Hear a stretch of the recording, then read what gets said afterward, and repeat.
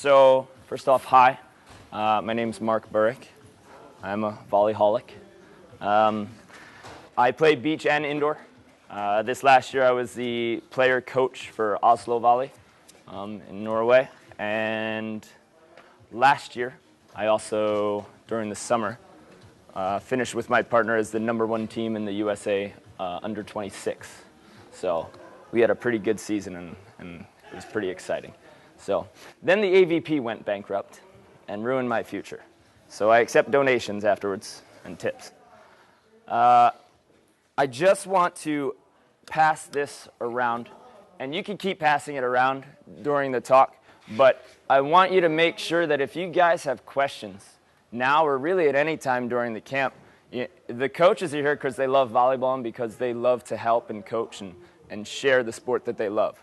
So don't be shy about asking questions. If you guys want advice or you want some tips, ask. You're here. You're paying money to have a good time and learn some volleyball.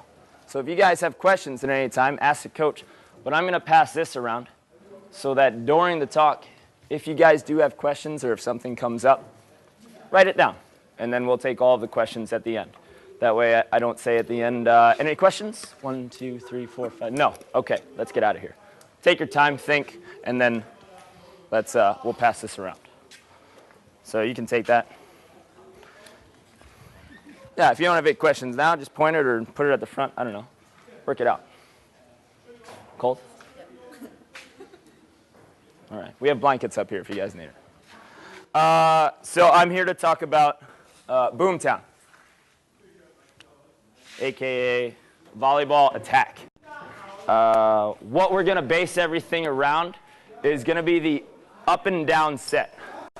So an up and down set means a set that comes straight up and down. Okay. Now, why do we like an up and down set?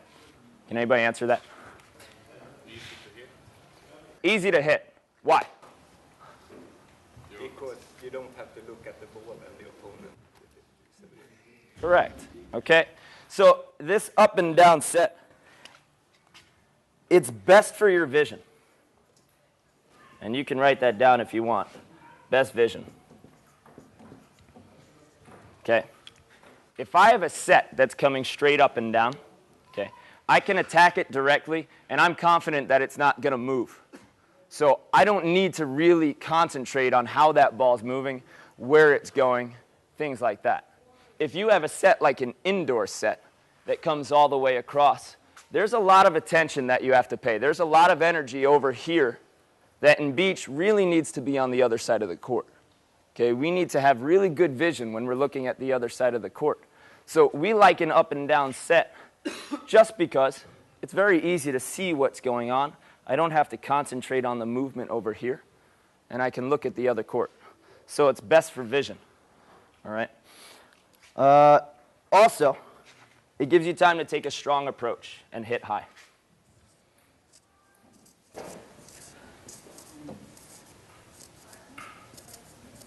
Strong approach. Hit high. We have to be as high as possible. At any time, you need to contact high. A lot of us are going to take our shots when we go high line or when we try to cut shot, and we're going to drop our elbow and come soft. No matter what, whenever we're contacting, we need to be as high as possible. Okay? When we're high, we can shoot flatter. The ball doesn't have to travel up and then down. So the defense isn't going to have time to adjust. Yeah, come on. Come on. Okay. So this up and down set allows us to get as high as possible. We get a nice up and down set. We can come forward into it, jump up, and then make sure that we're reaching high. And whether we want to shoot, hit, or anything at that point, that's the set that right now is dominating volleyball. The only other team really on the world tour that's doing something differently, I believe it's Germany, Breckerman. They're trying to incorporate some more speed sets, speeds that go out to the antenna, a set that looks like this rather than up and down. And the reason for that, people have to get innovative because you look at Phil Dahlhauser and Todd Rogers, the American team. They have dominated the up and down game, okay? They can do it over and over and over again, and they've done it now for 6 years. So teams are trying to find a way to get out from underneath Phil Dalhouser's house. He's putting that huge block up, and they're trying to move it around, and people are trying to find different ways to win, which is good, which is exciting for volleyball. You know, it happened in indoors when Brazil was the first team who started running very, very fast. Okay, they said, well, Russia's got these huge 7-foot guys who are over the net this far. We need to find a way to hit at them when they're not getting so high. So Brazil started running very fast, and that changed volleyball. Okay, maybe another change is on the way. I don't know, but right now, Phil and Todd, they got the up and down game, and they're good at it, and they've perfected it. Okay, so a disadvantage, what we just talked about, is it's really easy for your opposing blocker.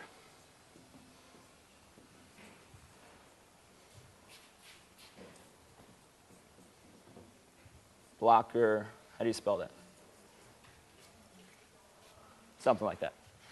Why is it easy for the blocker? Well, up and down set doesn't move. You know exactly where you have to line up, and you have time. You can take these little few steps and make sure that you're getting over and that you're pressing. And you have time to really get up and jump high. Okay. So it is easy for the blocker, but that's counteracted by the fact that we can see very well what's going on the other side. And we're trying to jump as high as we can too. Okay. Now, this is the set that I like to teach that I think works best, and that has, again, dominated volleyball for the last lot of years. So I'll introduce some other sets and just tell you a little bit about them and why they might work, why you might want to try them and incorporate them into your game. But once we go back, we're going to talk about the up and down set, and everything else that I'm going to do is going to base around that. Okay. So we also have a towel. I'm going to wipe this clean. Anybody need it? Taking notes? All right. So we got this, and then we're going to look at a shoot set. So a shoot set is a set that has a travel path. So up and down set, that's easy. Looks like that. Okay? Shoot set now is going to go a little bit more like that. Out to the side, out to the antenna. Right? That makes sense? Okay. Okay. Good. Okay. So given what we talked about, what would be the advantages of a shoot set? You get the block moving. Good. Okay. Depending on you and your teammates or the type of offense that you and your teammate want to run, if you get that set moving, it's hard for me to know when and where that hitter is going to contact that ball. So it's harder for me to set up. Okay? That's one advantage. But now I can't think of too many other advantages other than to get that block moving. Okay, to get rid of him, to get him moving like this or moving to the side and not max jumping. But then, you know, we need to look at our disadvantages. Anybody?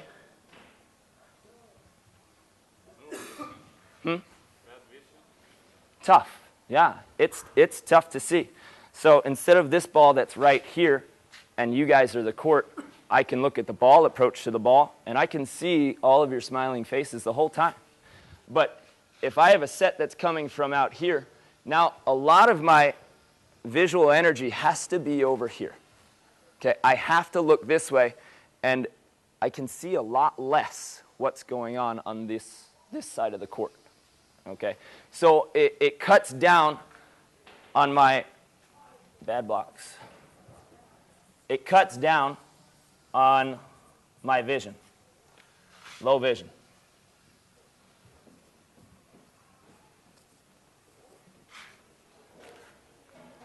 Also, you know, we have setters in indoor because it's very difficult to set accurately, to be able to shoot this ball in a place where my hitter is going to be able to reach it at its highest point. You know, if you guys were trying to throw a ball right now and try to hit me exactly right here, not many of us could do it. So it's tougher to make that set, to make it perfect so that your hitter can take this approach and reach as high as he can. Okay? So often, it's going to result in a lower contact point for our hitter. So our hits are lower.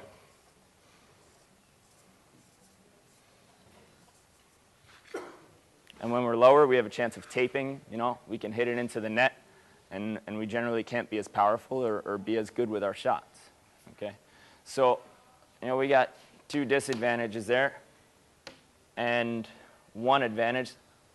It can work if you have a very good setter and if you and your teammate have been playing together for a long time.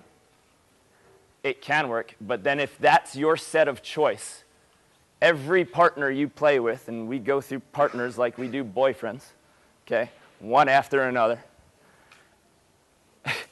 you're never going to find somebody who can set that perfectly. Okay? Yeah, you know. Yeah. Yeah. So it's going to be tough. And then every partner, you're like, no, shoot a little more arc. You know, shoot it a little more outside. You don't do this the way I like it. So it becomes tougher to really get a partner if that becomes your set of choice. Okay? Do we have any questions on the shoot set right now or anything we've said so far? Okay, that's fine. How many boyfriends have I had? Well, obviously, you know, not enough to make me happy, I guess. So that's our shoot set. And the only, you know, there's also a swing set, but I'm not going to go over that tonight. John Mayer on the AVP, he uses a swing set. And what that is, okay, if this is my court, I'm going to pass here, and I'm going to, instead of hitting on this side of my hitter, I'm going to come all the way around to the other side and then go. Okay? It's a higher, slower set. Higher ball is going to be, that high is going to be a little bit tougher to see. But again, you get the blocker moving. I don't want to really focus on the swing set. It's a little too complicated. But the only other one is a quick set. Or quickie. Advantage. Disadvantage. You guys go ahead. It's quick. It's quick. It's fucking quick. Yeah. So, is that an advantage or a disadvantage? I think it's an advantage. I mean, you get the faster attack. Why? Why is it an advantage? Because the block won't have time to get there. Yeah. Okay. Block has to be very uncomfortable. Okay. What? Quick. A fast, a low set. Sorry. A set that definitely doesn't go more than a meter out of my hands. Okay? It's going to be very low and very quick, a fast set, where you're right with that setter. So, come here. If you were my setter and I passed to you, I'm going to see you setting right out of your hands. I'm just going to be right here to hit. I'm going to be right next to you, maybe a couple feet, like a meter or two, but it's going to be right on him. Okay? And it's going to be very fast. It's quick. So, bad block. Probably good in when it's a lot of wind. Good answer. Good in high wind.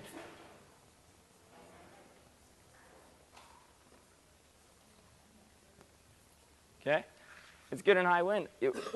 The set's not going to travel. It's not going to float around. You know, we can come and find our partner, and we can at least get a set. You know, what was it? Yesterday, I guess, that wind was howling. How many people got good sets? How many people got good approaches, you know, good swings? You know? So it's a very good set in high wind. And that's an adjustment that you might have to make at that point. Okay, when it starts getting windy, you need to stay with your partner. You need to go to them and try to get it on there. That's our bartender. Clap it up. Clap it up, bartender. Boom.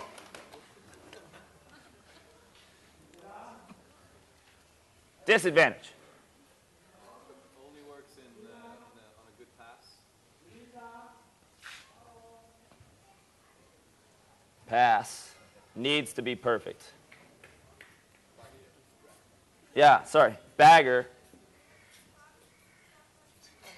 must be perfect. So that's the handwriting. Okay. It's bagger. That's how you spell it.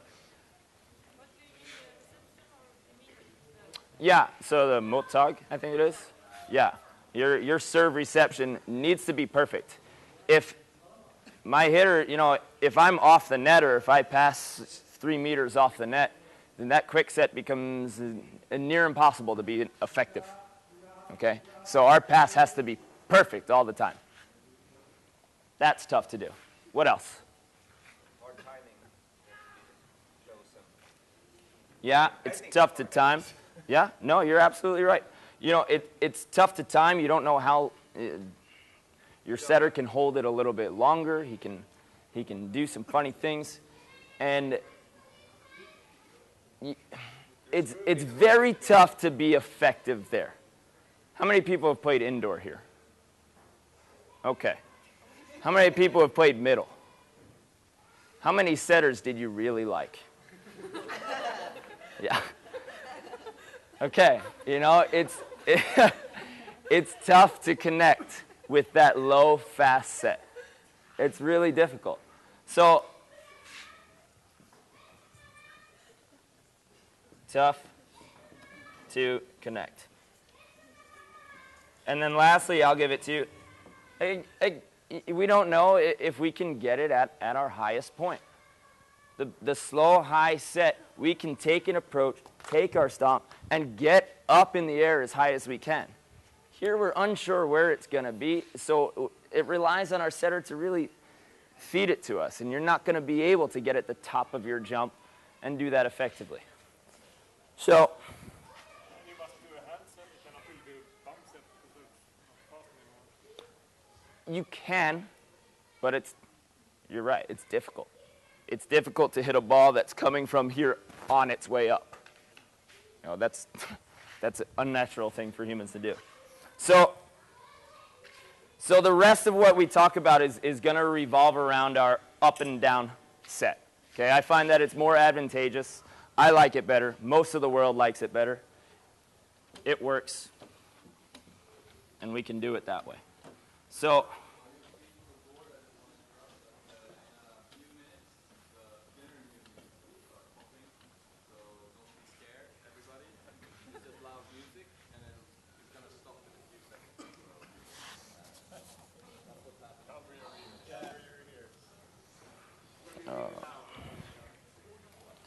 technical, theoretical.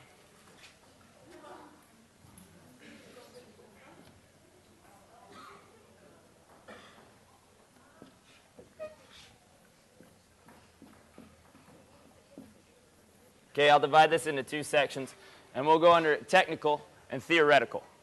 Okay, so I'll explain what we should do physically, but I'll also explain why we want to do that. Growing up as an athlete, I was a really annoying athlete to have on your team because coaches would ask me to do something, and I would say, why? Not like, why, you jackass. It was, why? I wanted to know the reason. I needed it to make sense to me. And I think that's part of the reason why I became a coach, because I needed everything to make sense to work out.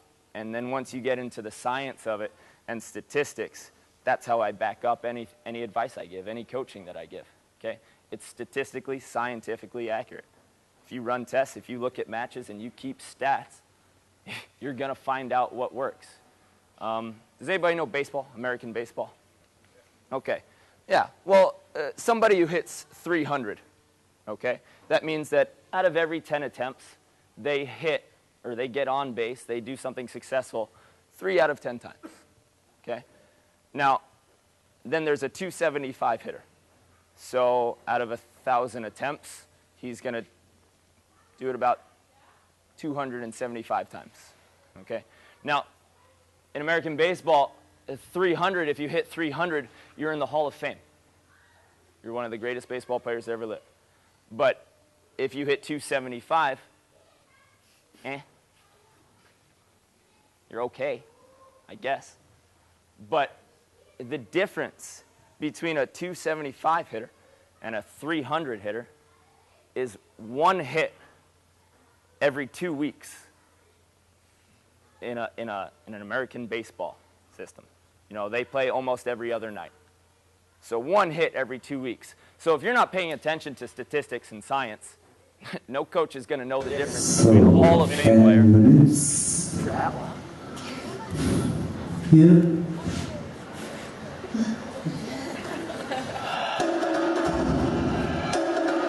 Dinner time.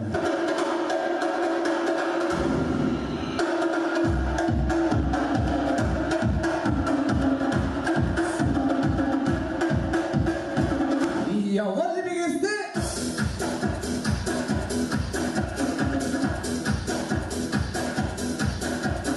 Now c'est nous up this is a good appetit.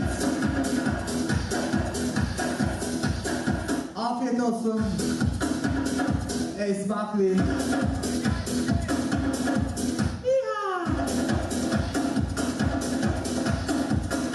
It's finished.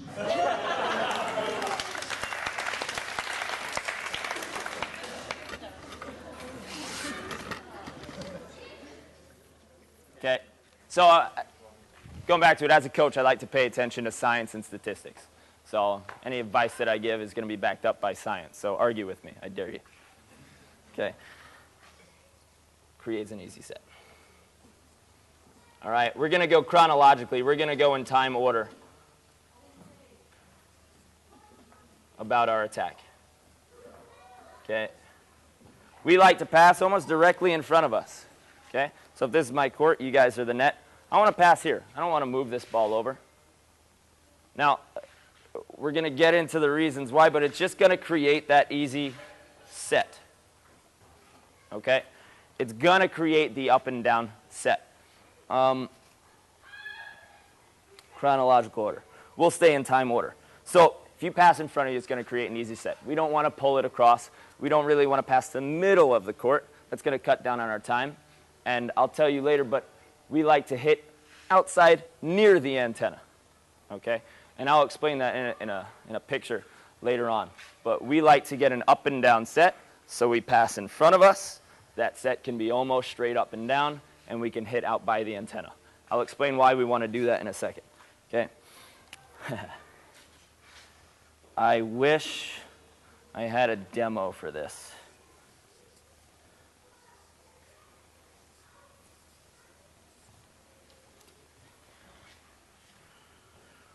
When you're playing beach, you need to imagine that you and your partner at almost every point are connected with a rope at your waist. Okay? And that rope is about 5 meters long. So that wherever I move, my partner has to move. He has to come with me. Okay?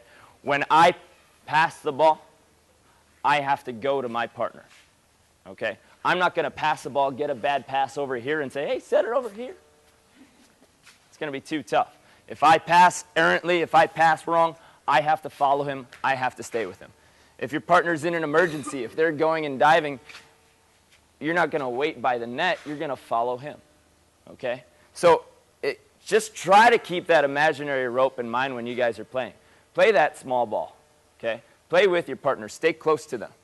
Imagine that rope, because that's going to help you and that's going to make the ball travel less. We all know that there's wind out there. So the farther we are from our partner, the more the ball has to travel. The longer the ball travels, the more wind is going to take over. Okay? We want to be close to each other. Stay close to each other so that you can control more of the game, and then we can get these easy sets. Okay? Now, pass, look, approach, look, hit. Pass, look, approach,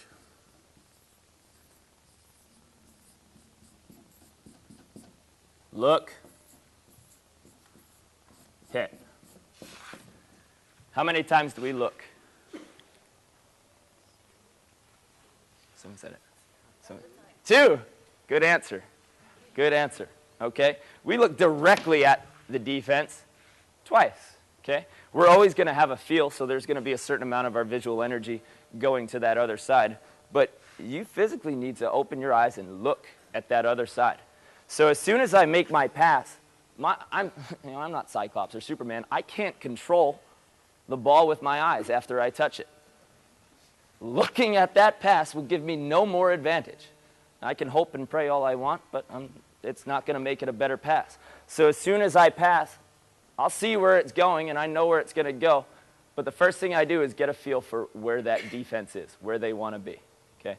A lot of defenders are just going to sit in the middle and hide it for a little bit, but it's important that you get an idea. And if it's good enough pass, then you can always tell your partner option, and they could go for their hit. Okay? So pass, look, approach, look, hit. So approach and look are kind of the same.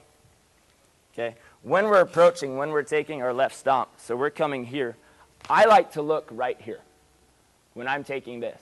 I know where the ball's going to be. It's an up and down set. I'm comfortable with my partner. So I'm here, approach, look, and so I can come right here. Okay? And then I can find the ball with my eyes. But I'm looking that one last time to see the defense shift there. Okay? That's when they're going to want to shift. Right when you're about to jump. That's when most defenders will be planted where they go, unless they're playing games with you. So pass, look, approach, look, hit. Why do we do that? Theoretically, we need to see the defense. Need to see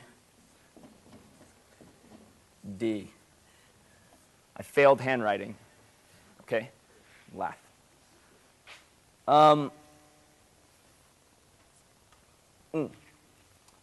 When you're approaching, always approach to smash. Okay? We need to make last-minute decisions. So you need to put yourself in an advantage.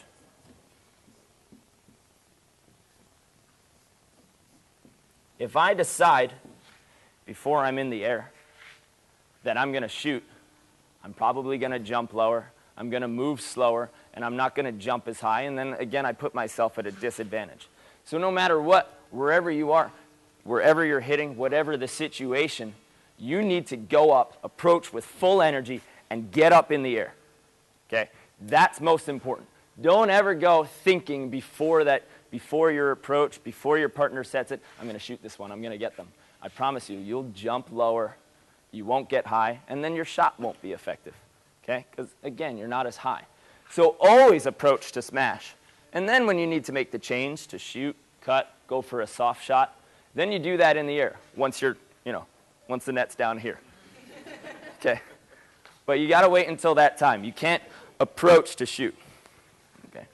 So, late decisions. Late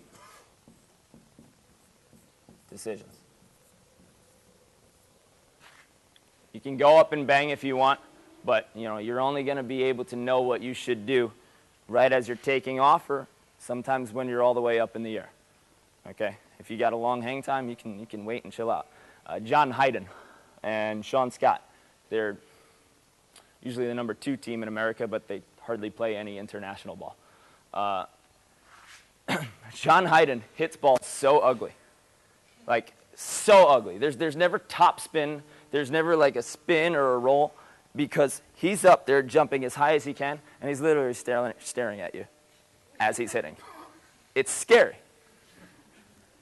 He knows everything that's going on, so it misses his hand a bunch. He doesn't always snap on it. He hits balls here. But he knows where you are every time, so he always puts it in the right spot. And that makes him super effective. Okay?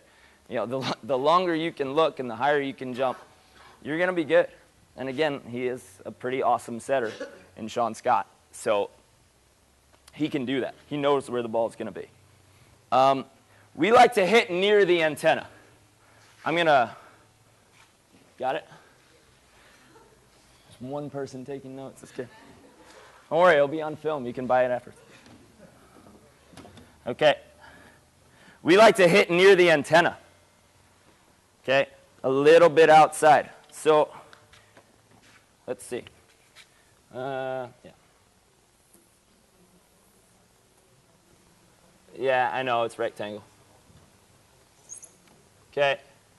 Here's my court. Here's my antennas. We don't like to hit right here. That cuts down on our options. We like to hit meter, maybe 2 meters from the antenna. Okay? And I'm about to show you why. It's pretty cool. It makes the court bigger. Okay? Now, if I attack from out here, okay, here's my contact point, and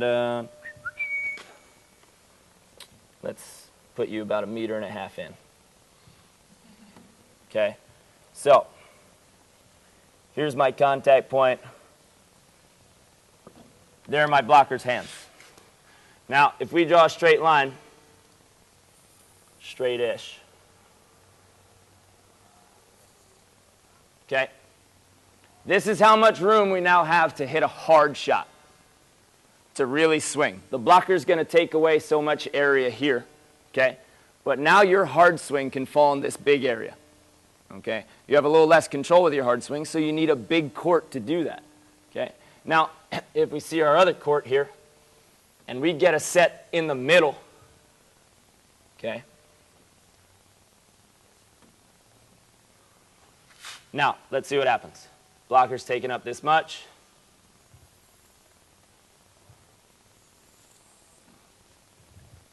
You have one option here and one option here. But how many of you can really strike it down about halfway in the court hard every time? This court is now so much smaller to attack to for your hard shot. Okay? It's going to be the same size for your shots, but you're going to limit your options if you get that set in the middle, because now your hard shot has to be very steep and very accurate in these small spots. Okay? If you gave me 10 balls and you said, all right, you need to hit 9 of them in to save your family from getting killed or something, I would choose this big spot right here. This is the spot that I would want to hit. Okay? There's a lot more room. Does that make sense? We all can see that. Small area, big area. If we get this set out here near the antenna, we open up our options. And that's what we want. We want more options so that we can make later decisions. Always hit as high as possible, hitting your antenna. Make your own decisions. Okay. Decision making when you're approaching. Okay. Rely on yourselves. Trust yourselves, okay? Your partner's call, when they say high line, when they say cut shot, it's kind of a plan B. That's if you don't want to hit, if you can't see something. You need to rely on yourselves to be able to see what's going on the other side of the court. Make sure you see it. You get up there, and if you see your swing, you take it. If you see something open, do it, okay? Your partner's going to help you. He's going to be there. If you go blind for a second, or if you're really struggling to side out, he's like, hey, listen to my call. Then you're going to listen to his call. But don't go there relying on your partner. Go in taking control, and then if you get blind or if you need some help, you need some assistance, your partner's there. They're there to support you, okay? And that, again, comes with making late decisions. Jump high, swing high, make late decisions. High line and cut. Perfect. Okay, now our shots. Where are we right here? Yeah. Good. All right, high line. How do you say that in Swedish? Mark, this about the antenna. You said you're going to do the pass just straight ahead and then do the second up and down. Right. How do you end up at the antenna? I said about 1 meter to 2 meters inside the antenna, right? Correct me if I'm wrong. Okay. So I said about 1 meter to 2 meters inside the antenna. So if this is my side of the court, okay, and this is where I line up for passing, okay, if I pass straight in front of me, thanks so much. If I pass straight in front of me, my setter's going to set from here, and he can pass that almost straight up and down. If you get the ball at that point, then. Yeah. You got to pass first. Attacking comes second. Pass first. But if you get the ball in the middle of the court. What about it? Good. If you pass in the middle of the court, then you have a tough decision to make. I mean, you get the ball in the middle of the court first, and then you said, yes, pass it straight ahead in the middle. yeah, then you can try to make an angle and pull it back and stay around that antenna, okay? But, you know, it's all theory. Crazy stuff is going to happen. So we still want to be able to pass here. If I have to take one side step, okay, I pass from here, and now I just bring it back a little bit again, just a little bit, you know, but that straight up and down set is relative. If I actually set straight up and down from here, well, my partner's going to tackle me. Okay, so it's going to move a tiny bit, but as up and down as possible. And again, we're trying to make things perfect. Things in sport aren't going to be perfect. So if we're talking imperfect and what we really want to try to do, this is where we want to pass. Straight ahead from where we've lined up in our serve receive, and then getting out to the antenna about 1.5 meters, maybe 2 meters from the antenna. Does that answer it? Okay. So, high line shot.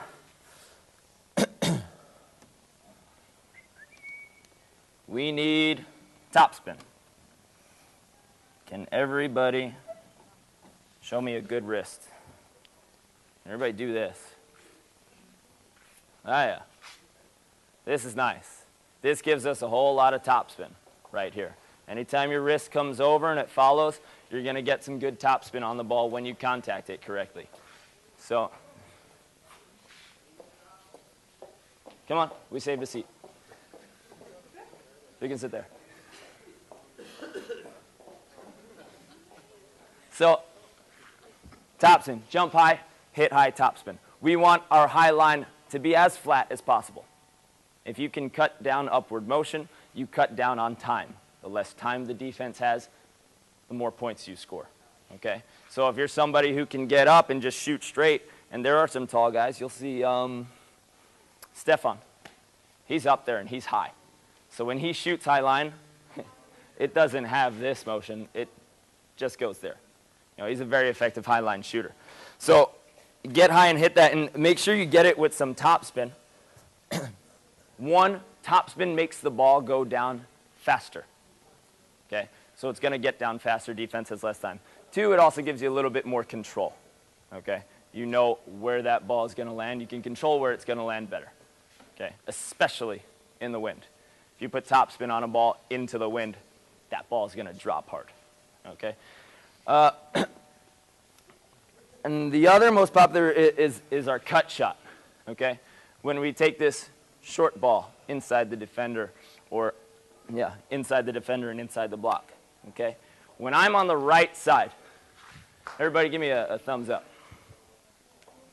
Good. Okay, now show me your good wrist. Okay, this is what we want to see for our cut shot. Okay, our cut shot, it's called, in America we call it a cut shot, because when it started, it was kind of a fake. People would swing and they would cut the ball, not hit it solidly this way. They would cut the side of it so that it's still going to have spin.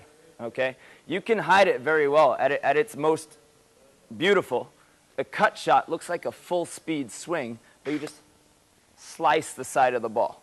Okay, now if I'm coming at you and I'm going to throw this ball, if you want to defend it, you're probably going to freeze. Okay, and if you're defending a hard shot, everybody just digs into the sand and they get stuck.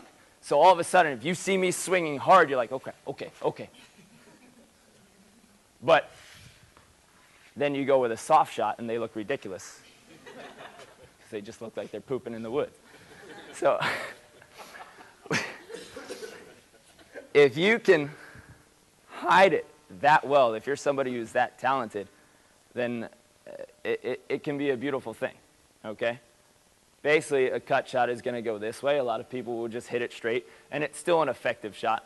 But you know, in its purest form, it's a swing here, and we're folding our wrist down and our thumbs going up. Okay? Adrian Karambula, he was on the AVP this year. He's jumped into the world of professional volleyball and started crushing people. And this guy was this tall. He had a sky ball that would be up there for 5-6 seconds at least. You're just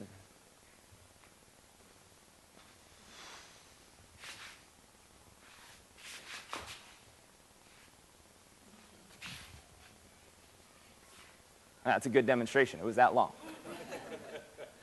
It's ridiculous. You know, he would get crowds of people to come to the match, and they were just like, sky ball! And he was using this in professional tournaments, just poof, skying it up there. He also, this is way off topic, but okay. He had a kick sky ball that he used in smaller circuit tournaments. In America, we had the AVP, which was our big pro circuit where they had the most money, and you know, the top 4 people could make a living. So, but they also have a lot of smaller circuits, a lot of individual private companies that will run tournaments every weekend in different areas of the United States. So they didn't always follow most of the rules or sometimes know the rules. So Adrian had a kick sky ball. He used to play soccer when he was a kid, football. And he would throw it and kick it. And it was higher than his hand sky ball. And he was ridiculously accurate with it. He was making like 7 out of 10 of these balls that were going a kilometer up in the air. Like, what the fuck? Crazy athlete, huh? A few minutes. But anyway, so Adrian is somebody who has perfected this cut. People hadn't really seen it that well in a long time. So he was a lefty. So he was cutting the side of the ball, and no matter what, it always looked like he was going to hit hard at you.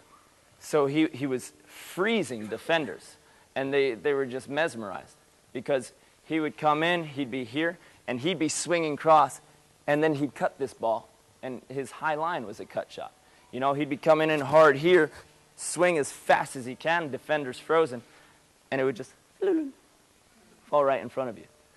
So, you know, he's somebody who has perfected it, and if you guys go on YouTube tonight or any time, check out Adrian Carambola Skyball, or just Skyball. Adrian will come up. You can also be Adrian's Skyball friend on Facebook. So, I'm serious.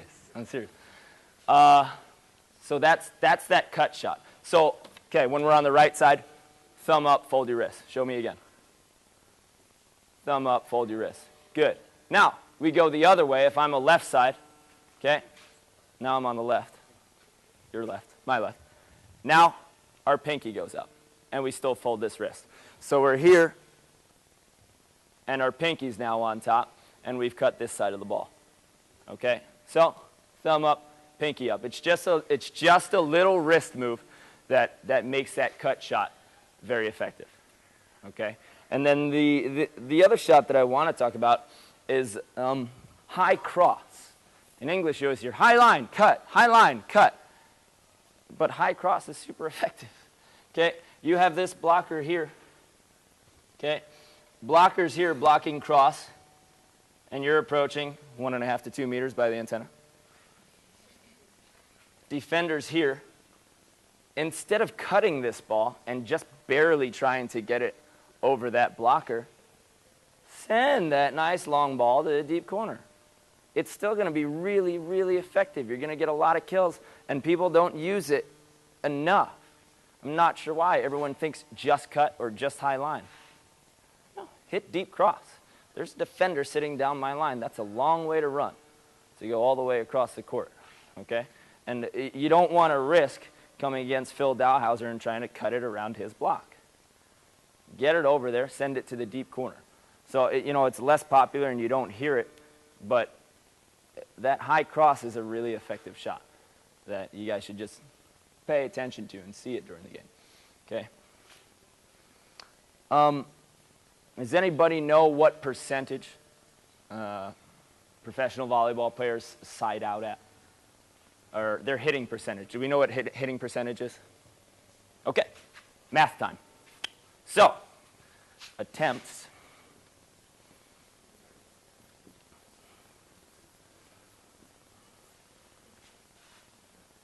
Kills minus errors over attempts. Yeah, sorry. Kills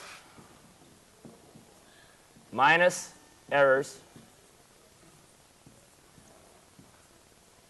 divided by attempts.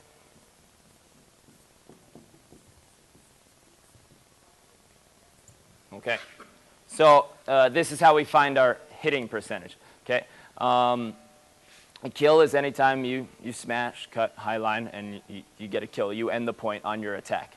Okay? An error, if you get blocked, if you hit out, you hit into the net, things like this. Okay? And an attempt is any time that you jump up and you try to get a kill. Okay? So if I have 10 attempts and I got 4 kills and 1 error, can anybody do this? What's my hitting percentage? Nope. Yes. No. Thank you. 300. 300 or 30%. Okay. Now, professional volleyball players around the top 10 in the U.S., top 10 in FIVB, what do they side out at? About what percentage do you think? 92. 80. 70. 60. 20. 40. Normally the top 10, the guys who are really successful during a tournament, are somewhere in the high 400s to around 600. Okay? If somebody's having the games of their life, then through a tournament, 600 or 500 is incredible, but it's what, especially men's volleyball, has to be. Okay? That's a male statistic. Females, it's going to be slightly less. Okay? Females have a few longer rallies, and it's less side-out ball, more transition. So when you start paying attention, when you start trying to improve and trying to get better, start paying attention. Pay attention to those numbers. If you have a camera and you're filming your own game, okay, look at how many times you swung at the ball, how many kills you got, how many times you hit it out or got blocked. Okay? And that's a good measurement of where your side out, where your attack game is. Okay? If you're somewhere around 100, you're not going to win too many tournaments. Depends on the level, of course. But we want to side out as high as possible. We want to get that percentage up. So if you're focused on statistics, if you like science like I do, then you film your matches. Take time to do this. We also have a game that I really, really like. It's called +7 - 7. You could do +3 - 3, +5 - 5. It doesn't matter. But it's a drill that makes sure that we are siding out positive, that we're getting more kills than errors. Okay? So, +7 - 7. You would get a free ball, I would get a free ball, and I would pass, get a set, and get a hit. Now, when that happens, if I get a kill there, I'm at +1. If I get an error or if I get blocked, the other team gets a point, then I'm at -1.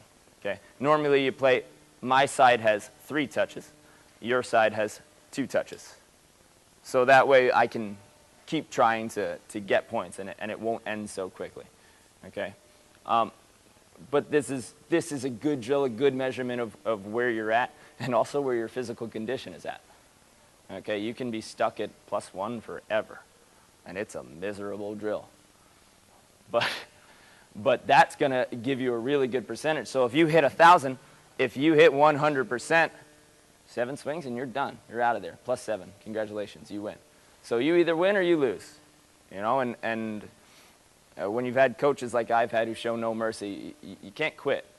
You can't be in the middle of your 100th swing and say, I'm too tired. Sorry, he feeds balls. Okay. If you're on the floor, passed out, unconscious, -2, -3, -4, -5. You lose, go run some laps. Okay? So this is a game that I really like, that a lot of volleyball teams really like. +7 - 7. Okay? Or start with +3 - 3. See if you can get 3 kills in a row. Or 2 kills, 1 error, and then 2 more kills. You know, keep that hitting percentage real high and following most of the advice that I've given tonight. That's all that I have for attacking from my side. But let's see if we have any questions. Do we have that board, or do we have any voluntary questions?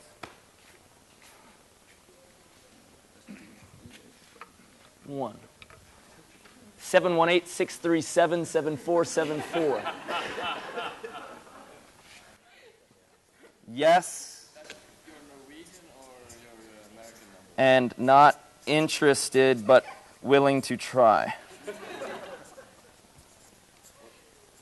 do you live? Should you question? Jag bor I New York. Men I don't know if I'll take a contract with Oslo Valley again this year or play for a Pro B team in Paris. So right now I don't have a home. I know. Like I said, I accept donations. So mostly in beer, though. So take care of that. Yeah.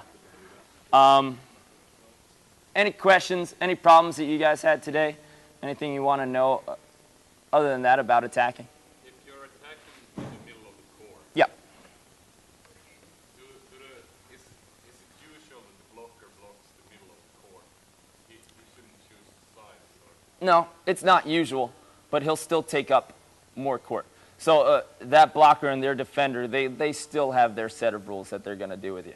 So they're still going to need to cover their own zone. So that blocker will still take line, but he's still going to be on your shoulder taking away a whole lot. Okay. Again, that's something that that we can talk about on defense day, but sometimes they'll go spread eagle and take up as much as they want, and that's up to the defense. But generally, they'll still stick to their sides. But your court will be smaller.